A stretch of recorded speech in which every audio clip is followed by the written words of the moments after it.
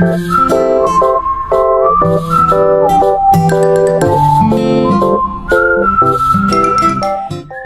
wisata alam Taman Puntikayu kini mulai beroperasi kembali.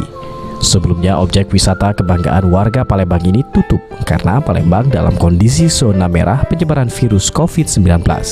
Di masa libur Waisak ini, pengunjung pun berdatangan ke Taman Wisata Alam Puntikayu guna menikmati liburan di alam terbuka. Ignatius Sarjito, selaku pengelola Taman Wisata Alam Puntikayu, menjelaskan pihaknya menyiapkan sejumlah lokasi untuk warga yang berlibur di Puntikayu di masa libur Waisak ini.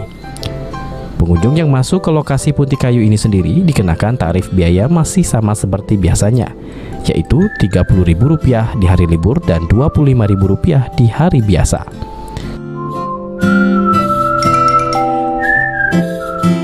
Kita 50-an, 50 orang ya rata-rata. Itu keluarga banyak kan Pak ya? Kebanyakan keluarga ya. Mereka jalan-jalan, kemudian ada yang makan bersama keluarga. Di libur wisata ini Pak, ada paket khusus nggak Pak kita siapkan di Puntikayu ini Pak selaku pengelola? Kalau yang paket khusus ada. Di bagian tengah itu ada lokasi yang bisa dipakai untuk berfoto, selfie, ada semacam rumah pohon gitu. Itu bisa dipakai untuk foto-foto. Kemudian di bagian belakang juga ada lokasi yang di situ penuh dengan titiran, jadi mirip taman titiran gitu. Itu juga cukup menarik. Ini masuknya berapa Pak? Biaya masuknya Pak? Kalau masuk masih sama dengan tarif yang lalu. Jadi kalau hari libur itu Rp30.000, kalau hari biasa Rp25.000.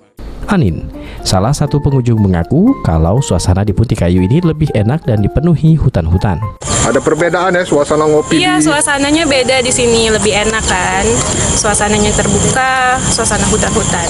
Di masa pandemi COVID-19 saat ini, pengelola Puntikayu sendiri selalu menerapkan protokol kesehatan serta memasang himbauan di sejumlah titik Puntikayu untuk selalu menjaga jarak, mencuci tangan dan menggunakan masker.